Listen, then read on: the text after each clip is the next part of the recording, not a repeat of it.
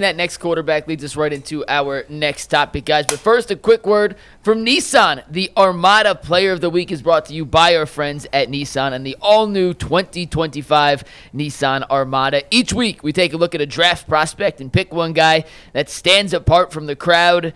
The guy we believe showcases the strength and power needed to push the Browns forward as we look ahead to next season. And this week's Armada and clear-cut player of the week is none other than Travis Hunter. He plays offense and defense. Talk about heavy duty. He puts his head in on tackles, not scared to get involved in the run game. Rugged is one way to describe his game. He's conquered the road and overcome adversity at both Jackson State and at Colorado. He dreamed big. He won big by winning the Heisman, just like the Nissan Armada. It's clear that our player of the week, Travis Hunter, is out here ready to conquer the road ahead with confidence, just like you can in an all-new Nissan Armada or any other outstanding Nissan vehicle. Take the Armada, Rogue, or Pathfinder and go find your big next adventure. Shop NissanUSA.com. So, guys, Todd McShay put out a mock draft yesterday, and this is obviously prior to the Joe Flacco news. But I thought the mock draft was interesting for a few reasons. First and foremost, with the second pick in the draft, Todd McShay, the Browns, taking Travis Hunter. But then in the first trade he proposed in his mock draft 3.0, he had the Browns trading back up with the Atlanta Falcons to get the number 15 pick and select Shedeur Sanders, giving Cleveland the same quarterback-receiver duo that we saw in Colorado and at Jackson State. In this proposed trade for the Browns to get the 15th pick and select Shedeur Sanders, they gave up 33, 67, and next year's second-round pick. So a third this year and a second-rounder next year to move back into the first round and select the quarterback. Todd McShay went on to explain his reasoning, and I thought what he said was interesting. That's what Todd said about that trade. Quote, "I'm not putting out a mock with my name on it without some information. It would be really easy for me to go Mike Green at 15 and Tyler Shuck or Milroe at 33. I didn't. I will never reveal sources, not saying this is what will happen, but if you're a Cleveland fan, start thinking with this mindset." He went on then to talk about the reason Atlanta was a potential trade partner, and they have the second fewest draft picks of any team in the NFL in this upcoming draft. They have 5 draft picks total in the 2025 NFL Draft. Steve, you want to take that next graphic whenever you can. I would be thrilled if you put that on the screen because I don't have these draft picks memorized. But they have the 15th overall pick. They have a second-round pick. They have a 4th-round pick and 2 7s. That's it. No 3rd-round pick. No 5th-round pick. No 6th-round pick. So that is why Atlanta is a plausible trade partner here for the Cleveland Browns. If they're looking to unload some extra picks, the Browns do have 13 in this draft to move back into the first round. Jason, first off, do you think this is a viable possibility for the Browns to come out of the first round of the draft with both Travis Hunter and Shedeur Sanders, or is that just a pipe dream? I think, is it possible? Sure, anything's possible. I wonder if he still feels this way after today. Yeah, I'd like to know that too. Because I think this changes things. 15 is about I don't think it's realistic to go any higher than that. I think probably you'd have to go lower. I totally get what he's saying with Atlanta and needing the picks. I don't know if 33 and 67 is enough to get you up to 15 in a future two. That looks probably about right. There's a point where it's like, if you like the guy, just take him at 2. Because you're risking another team. You're risking the Saints at 9. Exactly. You're risking too many teams or another team jumping in front of you. Now, if you do that, you don't get Hunter. Right, but it's all about the quarterback. Yeah, so you'd have to like Sanders on his own. Correct. More than Hunter and any other guy. And I don't think you can get there. If you like him, like Shedeur, take him at 2. Yep. If you don't like him, why would you trade back up to get him? That's the part I don't understand. I agree with that. The reason I kind of push back on that a little bit is because the only reason you might not like Shedeur Sanders like that is because you feel you have such a high evaluation on Travis Hunter and that he's a generational player in which you cannot pass on. So, if a regular year came around and you had just a receiver or a cornerback and Shedeur Sanders was there, in a regular year, you might say, well, of course, I'm going to take the quarterback. Mm-hmm. But if you don't have him higher than Travis Hunter, I can see you saying, I got to take this guy and I'll figure out what I could do later on. Now, if you want to look at it, and we kind of talked about it a little bit, this guy might be gone because there's a couple teams that could take him. The Giants could take him. The Raiders could possibly take him. The Saints could take him. And it's one of those things. You just let the board play out. I guess it's a situation where you just wait and see, because you may have a similar grade on Shedeur Sanders that you have on Jackson Dart, or you may say, well, look, I don't have a first round grade on him, so what I'm going to do is I'm going to post up. I could think about trading back into that first round if he's still there after the Saints. But if he's not there and somebody else takes him, the Saints take him, I'll just stay pat. Well, he could free fall. If he's still there at that point, that's why some mocks have him going 25. Yeah. In that case, if he's free falling, I could definitely see. And remind you, this happened to Aaron Rodgers. Yes, like, it did. You know what I mean? Like, and I mean, we talk about one of the best to throw the football. So the Browns, and I'm going to just say this: if the Browns can come away with Shedeur Sanders, Travis Hunter, they already bought back Flacco, and Jimmy and D. Haslam came out and said it was a mistake getting Deshaun Watson. They have improved their image. The fastest I've ever seen anybody improve their stock. Because you don't they have to win some games too? I mean, but look, hey, that's part of the game. Yes, you got to win them. Okay, so they've won the offseason. They completely won the offseason. They're good at winning the offseason. And they win the offseason all the time. They flipped it over, because look at what you can talk about. You just not only got Shedeur Sanders, but you got Travis Hunter and Shedeur Sanders, who already have a level of chemistry. I'm sorry, go ahead, finish. No, but also you got Flacco, so you don't have to play him that quickly.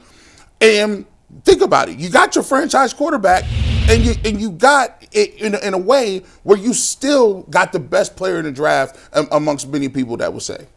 Maybe you can draft Shedeur and sit him. Maybe. But if you play him, bringing Flacco back is the worst thing you could do to a young quarterback. Because if you play the young guy, the first time he throws a pick, everybody's going to be screaming to play Joe. You aren't kidding. Yeah. So... And the other way around, too. The first time Joe has a 3-pick game, everybody in the stadium is going to be screaming Shedeur's. Yeah, but Joe's 40 and he didn't care. I understand I think it's that, a little bit different you don't than an want NFL to rookie. invite a quarterback controversy. You would have to, at all cases, Joe would have to be completely washed, finished, and it was obvious to everybody. I mean, it happened last year. I was talking to people in Indianapolis who the exact same thing happened, where Richardson was struggling and everybody was screaming to play Flacco. And now, you got this young quarterback here who doesn't have the support. Even if you have the team, you don't have the city behind you. It impacts young guys, particularly, especially it impacts young guys when in the social media era, when they're all over the place and they hear all these people screaming for Flacco to play, it can have an impact. So if you're taking a quarterback at 2, you're playing them. Mm-hmm. I don't think they're taking a quarterback at 2. I think this solidifies that. I'll say this about Todd. For him to put that down in his mock, he's absolutely right. And he doesn't have to tell us the source. Why would he? He's hearing that from somebody. Mm-hmm. He is hearing from somebody in the know that it is a possibility. Now, we always talk about the war room gaming that goes on prior to the draft and how the higher you pick, the fewer scenarios you have to prepare for. Yes. Really, if you're the Cleveland Browns, there's only a handful of scenarios that you have to prepare for at number 2. They're game rooming for number 33. And I think that what Todd is hearing from a source inside the Browns organization is that there has been discussion of, hey, what if we can get our cake and eat it? What if we can get Hunter and Shedeur? So, and by the way, I know you talk about the chemistry. I think a lot is that's overblown a lot, because we've also seen times where we have had college hookups that went to the same NFL team and it didn't work out the same way. Yeah. And they had, a large body of work together at the college level. I think what they're talking about in the Browns game room is, what if Shedeur falls to 15? What if the teams that we think are going to take him early don't? Why don't we build a scenario that if he's still there at 15, what would we be willing to give up to go get him at 15? And I also think they're game rooming the same thing for what if he's still there at 25? Mm-hmm. Do we now want to go up and take him at 25?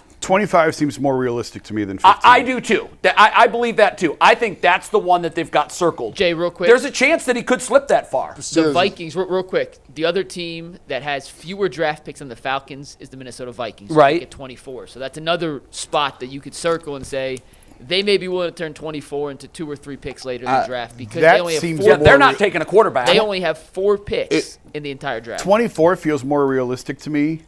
I agree. And going up 9 spots than trying to get up 18 spots. Like if you're the Falcons and you draft, you have to look at it from their perspective. They got a lot of holes too. They do. And if you fall from 15 out of the first round, you better have a real good reason why you just did that. Yeah. And I think, well, I talked about this 3 days ago, that the first available spot, I think we were here. I said the first available spot that I looked at see that somebody could possibly trade is 15 with the Falcons. Now, to go all the way back from 15 to 33, that's kind of rough. Like, you're missing on a lot of players that can help them. I think that in this scenario, they would have to give up something. They might have to throw another pick in this year to make it work. But my goal has always been get ahead of the Steelers at 21. And, G, before you continue that statement, the reason McShay picked Atlanta in this mock draft was he said they have to get in front of Pittsburgh. He looked at the Minnesota Vikings pick at 24 and said, I couldn't do it because it was behind Pittsburgh.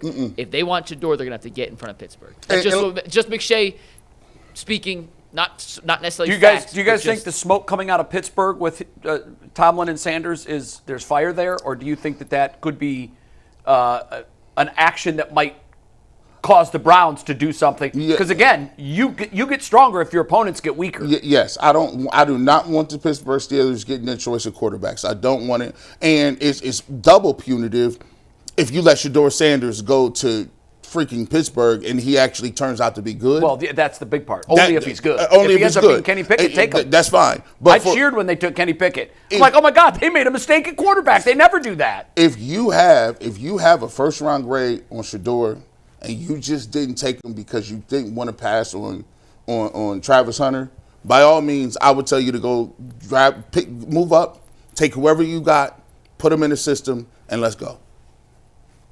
A lot of I can't wait for this draft. Isn't it crazy? Many storylines, particularly what will happen at quarterbacks. The one thing that we know history has told us is that we always think that there will be a drought. We don't always think this. In years past when we've said, well, there's not that many quarterbacks that are worth taking in the first round. What happens? There's still a lot of quarterbacks taken in the first round. Someone's going to flinch. Someone's going to get anxious because it is the most important position in all of sports. There are going to be 4 taken, is my bet. I think there could be 5 the taken. I think there could be 5. I have a bold prediction. This might suck a little bit, but I think some team's going to draft Jackson Dart over Shedeur. It very well could. That wouldn't surprise me at all. I think they'll go and keep going off the McShay mock just for the sake of this. He had Dart going 9 to the Saints. It's Todd. Are me and you aligned? This is crazy. Your draft spirits. I said, listen, because I could see them saying we had some success with Drew Brees. This guy, he plays. You put him in a dome. We like what he's able to do. I think that some team could say, listen, I like Jackson Dart. We're going to draft him, and Shedeur could fall, to the third quarterback. And then too, I'm going to say this: Jalen Milroe is moving up, bro. In my mind, I told Mikey before I came in, I said maybe it's intoxicating because I just keep watching this film and him running away from people. And I think like, okay, I keep going back to Stefanski having these little packages where he was led tight ends, quarterbacks sneaking different things. And I'm looking around like, man, he don't have an elite arm or elite. He does not throw the ball well intermediately. He does not. That's not his game. But he throws a great deep ball. And if it's anybody that you can say, all right, we're going to run the ball, we're going to run a little play action, if we can get his footwork together, he has an I try not to watch it all the time because I be telling myself. I can tell you something to watch that will counterbalance that. Yeah. His interceptions. Yeah. Go watch I think it's on YouTube. I saw it. All of his interceptions. Yep. His touchdown to interception ratio is alarming to me. It is alarming because in college, when you look at all these top guys, they're 5-1, 6-1. Even Lamar sometimes Jackson. even more than that. Even Lamar Jackson. Yeah. His touchdown to interception ratio is not good. Yeah, it's not. And that's what scares me. There was a brief time when we first launched The Athletic when I was actually in charge of hiring a lot of people. Yeah. And it was the first time in my life I was ever in charge of like making those types of decisions. And one thing I figured out quickly was hire really smart people who work hard and they're going to figure it out. Yeah, they always do. And I know it doesn't translate to the NFL. I get it. But I look at Jalen Milroe as really smart dude who works his ass off. And he's talented. And he'll figure it out. Like I would not be upset if the Browns drafted What does him. that touchdown to Second interception round. ratio say to you? I need some work. Yeah. He's not ready to start right now. Yep. The project. Do you think this is a fascinating debate for another show? We could do 2 hours on this. I've had this conversation with quarterbacks, general managers, and head coaches, and I always love asking it. Do you think interceptions can be coached out of a player's game? I don't think that's a blanket answer. There's so many where you can say, yeah, this player, this guy. And there's Jameis, they've never been coached out. But he the even asked to larger be delivered majority, from him. this is just from asking this question dozens of times, most of the answers that I've been given on that question is, yeah, if I have to give an answer yes or no, because like you, there's gray. Some guys, yeah. But as a general rule, if you're going to do that, it's very difficult to do. It's in the guy's DNA. And it's tough. Hell, they couldn't. Can you put them up again? Can you put them Milroe? stats? Yeah, Milroe. I think it's 45 You or want his 48 year by to year 20. or his career stats? Give me them year by years. Because Last year was his worst. last year, And that's troubling. last year, it should have been his best. Alabama as a whole stepped back. Alabama, the coaching staff, the defense. They were still a very good team. look at 9-4. Look That's at they were still very look good. at 23 with Tommy Reese and Nick There you go. Saban. That's what I was going at. Look at that 23-6 with Tommy Reese, right? Think about what Tommy. That's still not great. I mean, it's not. It's acceptable. But 4-1. It's acceptable. Now look at the other top guys. 38-8. Yeah. 38-6. Tommy Reese is going to say, but those guys don't have that skill set. If I got you definitely can't teach a skill set. Are you talking speed? Yeah, Like, speed. That's what's in time. When I watch that, I'm like, oh, please take this kid. Please take this kid. If they end up, I'm not even going to be mad at it. If they say, okay, well, we don't want to even trade up all that capital, and he's just sitting there, there's a chance he could be there at 33. Absolutely. And you feel like it's not that big of a difference, and you planning on not taking and mortgaging anything else, you can stay at 33 and possibly get this dude, and then now you can still go do some other things without giving him any capital. But it's just all depends on what you feel about the quarterback, and I don't know how much they value Shedeur Sanders. You have some insight. I mean, Jalen, I think he's well thought of. I'm not sure of their thoughts on Shedeur, but it seems to me they're not in love with him, at least not at number 2. I mean, that's a high price. So it is, because you're sacrificing what could be a generational player, or if you wanted to go Carter, you could go that route too. I'm more leaning now towards they're going to take Hunter, but I still haven't ruled out the opportunity that they get Carter. I think they like I think they're going Hunter. You do? Yeah. There was 2 things I came away from the owners meeting feeling pretty good about. 1, they were taking Travis Hunter, and 2, Jackson Dart was going in the middle of the first round, in the middle to late teens of the first round. Those were the 2 things that I probably felt the best about leaving Florida. In terms of Milroe and Shedeur, I do think they like Milroe. I do think they are intoxicated with Is it some because of the higher speed. upside? The speed element and what he brings is so unique. Yeah. And I think that they like Shedeur. There's a lot of noise around him, but I think that they like him at his core of who he is. They don't think he's a bad guy. I do think that they look at him as like the noise doesn't matter. We should throw out there on Carter. I think it was Tyvis that texted that tweet. I hadn't seen that tweet of Abdul Carter tweeting out a picture of. Well, he's at the Giants. He's at the Giants facility today. I know, but did he do that when he? Not to my knowledge, he did not tweet Myles Garrett. Not that when I he was saw. out. Yeah, They met 5 times with Carter now. Today was their 5th meeting. The Giants. With the Giants with Abdul Carter. So. Oh yeah, they drafted. Listen, lot of, they interest love defense. They love the defensive front. But They've won Super Bowls with great defensive to fronts. put a bow on it, McNuggets. If you tell me you got Shedeur Sanders and Travis Hunter, You're doing backflips. I told you I was going to pump my brakes this year, didn't I? You did. No, yeah, you say that a lot. I never believe it. You got no brakes, bro. You're all gas, no brakes. Jason, I said I was going to pump my brakes. I'll wait till it happens. I'm not going to say nothing. Your rotors are all scraped up. Let me ask you this. Quickly put a bow on it.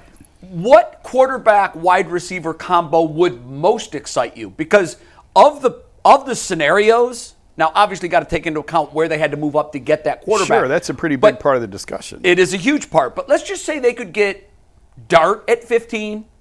They could get Sanders at 15. They could get Shuck at 15.